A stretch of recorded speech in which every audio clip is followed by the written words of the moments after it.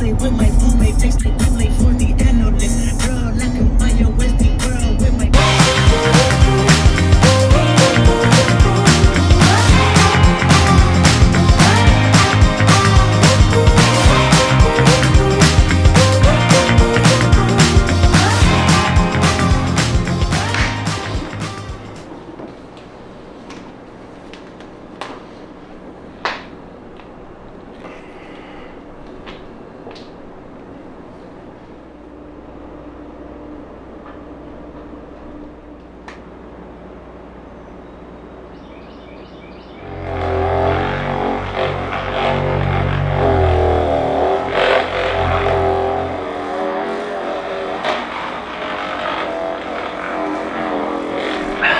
Alright, good morning.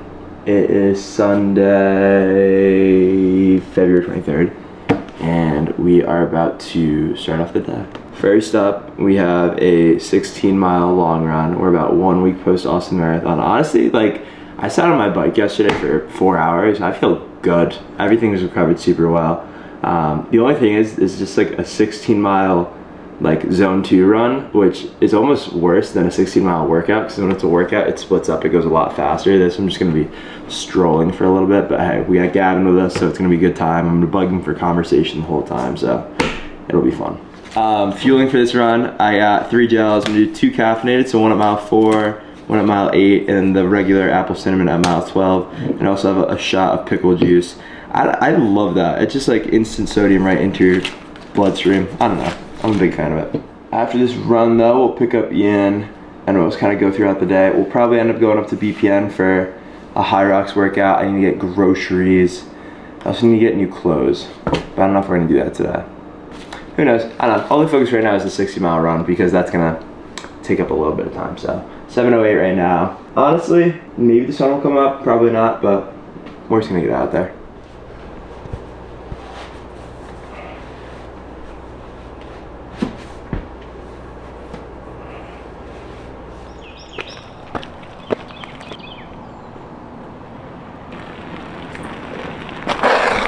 Ready? Do it.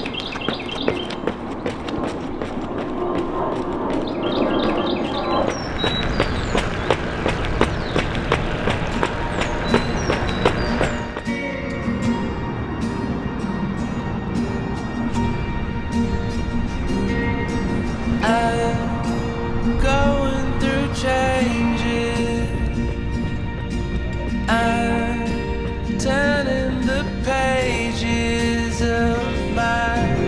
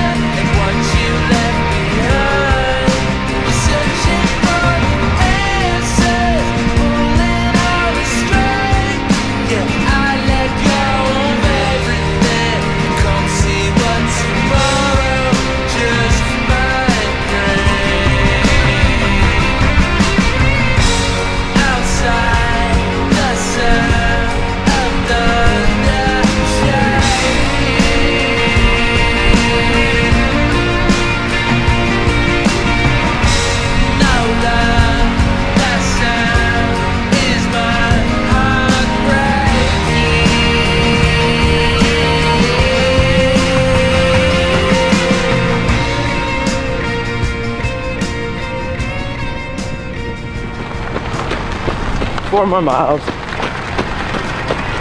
Pace has been like so steady the whole time. No! Oh, I gotta pick that up. Pace has been so steady the whole time.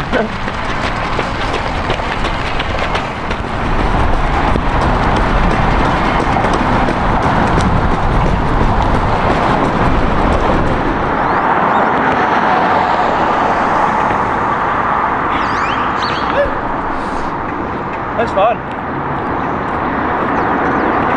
It's a good time. Let's see. Total time 2:07:52. 16:01 miles. Average pace 7:58. Calories, fair amount. Heart rate 145. Oh my god. I love fitness. Hey. Take your pick now. Run went super good. Breakfast, coffee, apple. Gavin and I are about to play a game of chess. I'm very mid at chess. Gavin says he's slightly better than mid at chess. We're gonna see who wins, all right? Drop your comment, who you think right now, and we'll see how it goes.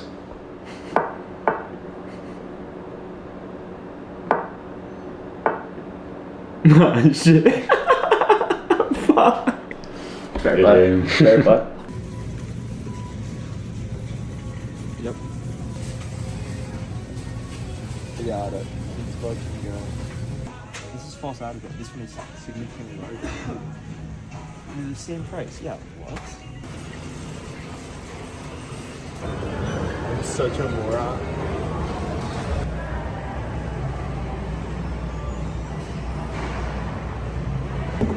Stop, dude. When you look at all of it like that, it looks like I didn't buy anything. That's actually crazy.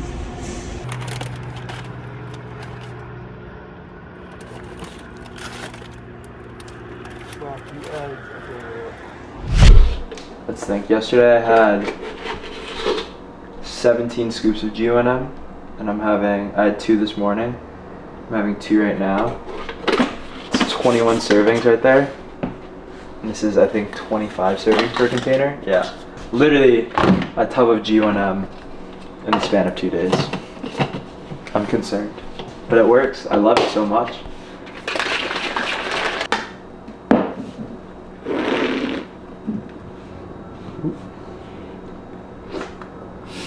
Don't fucking. Alright. So I have an hour easy ride to go on the bike. I'm gonna mute this before it gets too loud. Just an easy recovery spin, flush up the legs.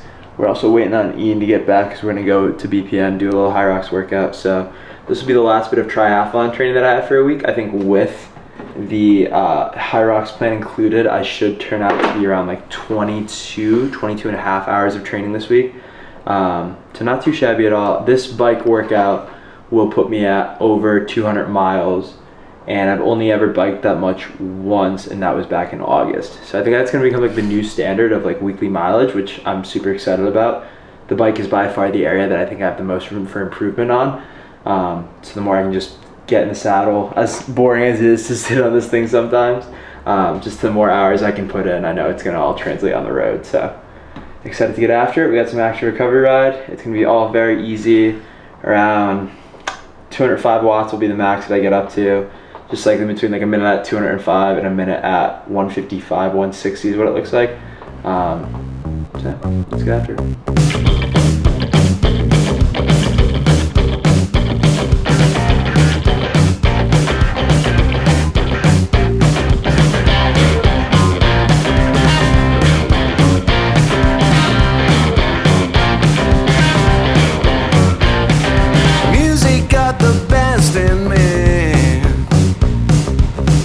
Since I was a child,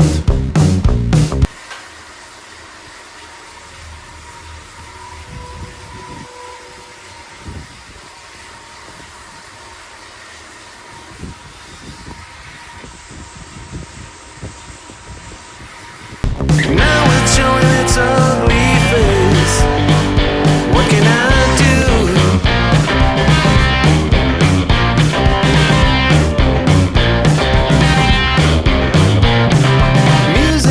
Into my dreams, wakes me into sweaty sheets.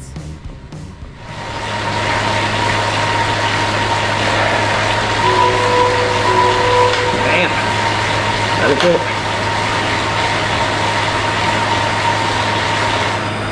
Sweet. Look at this. 202 miles, 9.5 hours of biking this week. That's a lot.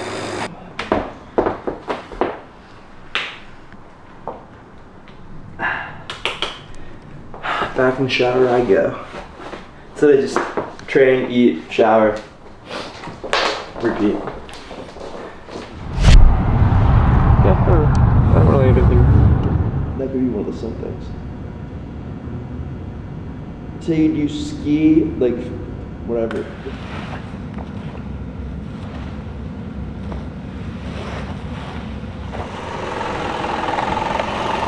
You want to do this all together? You want to switch off on the ski because you can't both do wall balls on the Swede? Yeah, I Good or one of us different start way. here, one of us.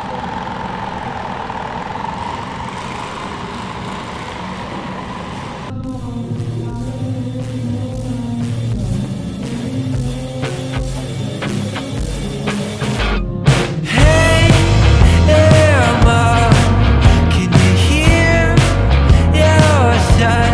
He's been screaming at the top of his lungs. Hey, there, kid, well, you know I did. I just had to pay a couple guys off. Take some things from you to help cover the cost.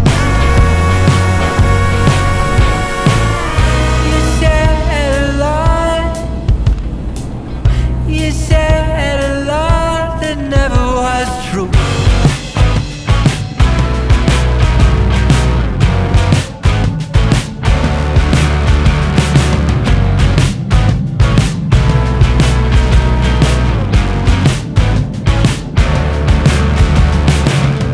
Took what I got.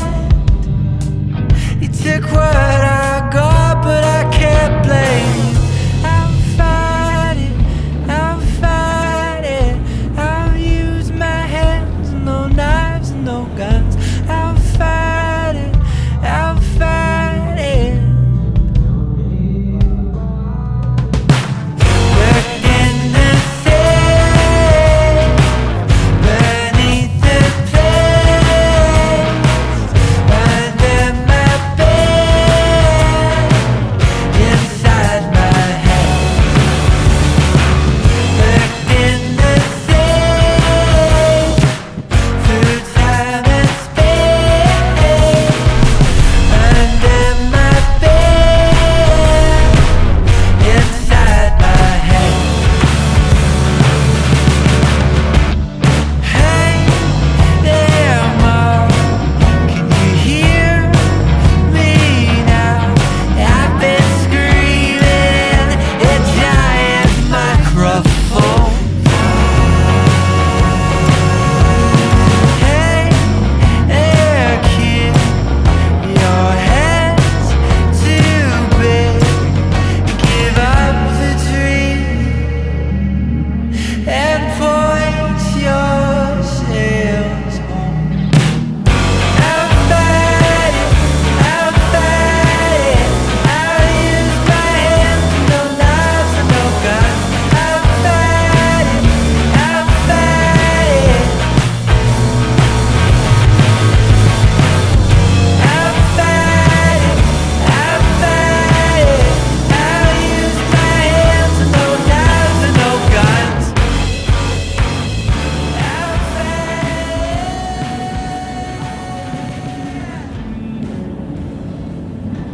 We all have like I would assume that everyone or people who are experienced and matured have a vision of their wife or their husband in mind. So like when you think of your wife, you think of how she looks, how she would act, what she would do in certain situations. And like my wife, I think that she would be brunette, tall, not taller than me, but like 5'7", 5'8", and which is like kind of weird because I'm only 5'10", so it's like, why would you want someone that's like almost near your height? But I don't know, I just like that where like she's on the same level, like independent, like Usually if you're taller, you're gonna be like just, I don't know, more independent rather than if you're like 5'1". Typically they're more like, oh, you're the boss of the relationship. But brunette, colored eyes, taller. And like a certain situation that I always like draw back to is like, I think that my wife, like, okay, if I ask for a crispy chicken sandwich, no pickles, and they give me pickles, and she knows I don't like pickles, personally, I would just be like, oh, whatever, like I'm just gonna eat the pickles, you know, or mustard, you know. But then I don't know, I feel like the vision I have for my wife, she would be like, hey, in the nicest way possible, my husband asked for no pickles, and I'd be like, oh, thanks, babe. You know? That's just like my definition. You're next. I would like for her to be intellectually smarter than me. And I don't mean that from like oh, I know everything, but just like idea of we could have, him and I have talked about this a lot, so I'm just gonna vocalize some similar stuff. But like, if we can have a discussion about a topic where we have different perspectives, and like look at it from like an objective matter, not like subjective and getting emotions involved with it and having it be an argument, like us just discussing viewpoints, I think that would be really cool. Someone who can take sarcasm, because unfortunately I say everything in the same tone of voice, so sometimes it's hard to differentiate when I'm being serious and when I'm being sarcastic. 98% of the time it's sarcasm, and then I have to get like someone to say really, and then I'm like no. So someone who understands banter, that's the biggest thing. Good sense of humor, banter, someone who cares about their own health and wellness, like as someone that trains for a living. I would like, not necessarily like to my extent, but just someone who understands like the importance of prioritizing, you know, proper nutrition, you know, hygiene, working out, yada yada. Like someone who cares about themselves, you know. And then obviously like physical attractiveness. Like I really don't know preference-wise, like blonde, brunette, colored eyes, yada yada. Really? Ideally, Shawty would be shorter than me. That's straight up. Yeah, I'm not that tall, so I would like for her to be shorter than me. Super intimate. Like very much so understands the importance of like Romance? Yeah, romance, love language, touch. Like girl can play with my hair, 1000% wife, million times. All right, Gavin, let me flip the camera on you. We'll say number one goes to church. Ooh, hell yeah. Hell yeah. What up, kid? That'll be number one. Like I really want someone who's like super nice and like nice to other people. Yeah, I'd hate someone who's rude to other people. Ooh. Like if we were out, like. I hate when girls are rude to waiters. Yeah, bro. Yeah, that would bother me. Good with adults. Oh, this is a big one. Family's rich. All right. I already know Gavin's gonna cut this part out. I know exactly what you're gonna say. Yeah. I'm scared, or I don't know whatever the lingo is, but it was like I want to find a girl who wants to be a wife and a mother, not have a husband and have kids. That's real talk. My last thing I wanted to say is someone who's super humanizing. So kind of similar to what we were saying about like nice with waiters, but like my favorite thing to do is like asking people what their name is, like in any public setting, or if someone's wearing a name tag, to like identify them and call them by their name. I think it's such a cool thing to realize that like every single person is alive. So if someone else could recognize that with me, that'd be pretty dope. Before we get into anything, I want to give a massive shout out to Gavin, who fucking crushed this video.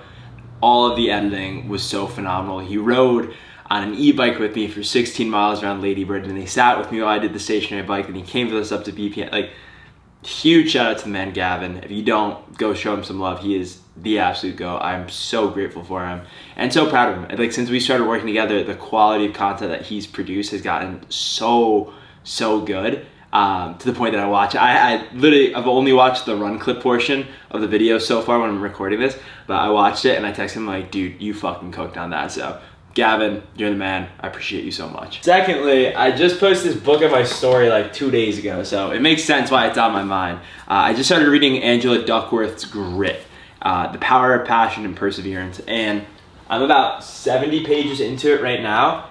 The book is phenomenal. Highly recommend it. You should absolutely check it out. And of course, like I said, on my mind, so that's why it's the title of the video. And I actually sat with it for a little bit before I dove right into just talking with that word in my head and then hopefully connecting the dots. I made notes, guys. I'm leveling up, you know, we're working on getting better. But I had a really good conversation with a good friend of mine, Joe Greer. He's a fellow BPN athlete. He's in town. We ran today. And he was talking about when he lived in New York and was doing photography, that he always had this idea in the back of his head that he was like, I will never be the greatest here. There's always gonna be someone a little bit better than me. And in a lot of ways, that's similar to being an athlete here in Austin, especially now doing these track workouts with these people that are running sub 230 marathons, or being in the pool with these people that go on to multiple Ironman World Championships. I'm fully aware of the fact that I am very much so, not necessarily behind, but there is always a bigger fish to catch in every aspect of life. And there's two different perspectives that you can take on it.